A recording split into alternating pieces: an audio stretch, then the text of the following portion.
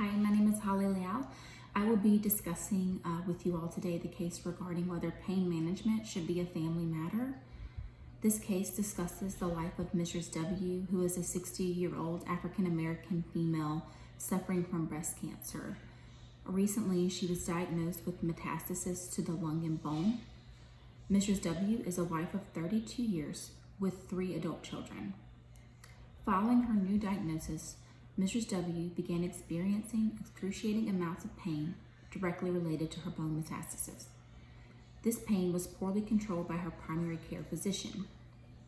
Due to the exceeding amount of pain in Mrs. W.'s current medical condition, it was determined that the patient should be placed under the care of hospice staff, which would be in-home, for adequate pain management. After Mrs. W.'s initial evaluation, the hospice staff developed a pain management routine which included extended release morphine, 30 milligrams twice a day, with a short-acting dose as needed for breakthrough pain, which could be given every 3 to 4 hours. Mrs. W. was also placed on a steroid regimen with dexamethasone to alleviate the bone pain. At an initial follow-up treatment, the hospice nurse assesses Mrs. W. to find that 24 hours into her new pain regimen, her pain has not been alleviated. Bone pain related to metastasis is described as being very complex, varying from individual to individual and ranging in severity, with most cases being described as piercing pain that is severe and radiating, having a negative impact on functioning and the patient's overall quality of life. Due to the anatomy of the bone and the many nerve fibers throughout, the breakthrough pain can be debilitating. Therefore, regimens like the one prescribed to Mrs. W. are typical and are focused more on quality of life and pain management versus the risk for addiction, especially in Mrs. W.'s case, who did have a terminal prognosis.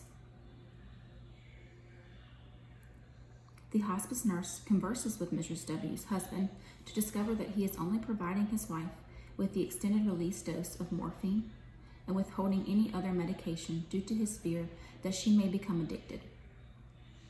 Instead of medication, he has turned to his church congregation for prayer that her pain will be relieved without further intervention.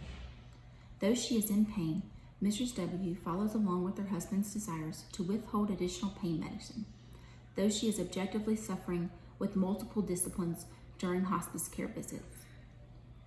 And ultimately, Mrs. W. continues to decline. Her husband agrees to admit her to an inpatient unit where she passes peacefully and pain-free 4 days later. Pain management is a fundamental human right. Some would even argue that the right to pain relief should be placed on the top tier of human rights. The American Medical Association has deemed it an obligation for physicians to relieve pain and suffering, and the World Health Assembly states that it is the ethical duty of all healthcare providers to ascertain the relief of pain and suffering in all patients. While there is not a specific law related to pain management falls under the international right to health as it pertains to the freedom of inhumane, cruel, and degrading treatment. While I am pro-pain management in all cases, I am also for honoring the patient's wishes to respect her husband and honor her religious preferences during her time of need. It is a difficult situation as a healthcare provider to disagree with someone's own wishes and feel that they are unethical, as the result of their decision may not be what we feel is the most beneficial for the patient. In ethical matters, it is important that we first assess our own biases towards the situation and consider all factors of the matter. In this situation, Mrs. W. was completely cognitively intact. She was able to make her own decisions regarding her pain management, and while she unfortunately did not receive full pain relief until her last hospitalization, I feel the patient's basic human rights were honored by respecting her decisions regarding her own care.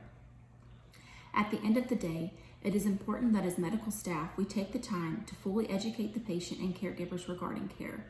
In the case of pain management, how chronic severe pain can impact overall health, the benefits of pain management in the terminally ill, and the benefits of pain management and how they outweigh the risk of addiction in someone who does not have a good prognosis overall. While this case was difficult and unfortunate, I am pro the patient's wishes being honored in this situation, who clearly valued her husband's opinion, as I may feel the same way should I ever be in her shoes. A cognitively intact individual should have the right to include their family in their plan of care. Thank you for listening to my perspective on the case.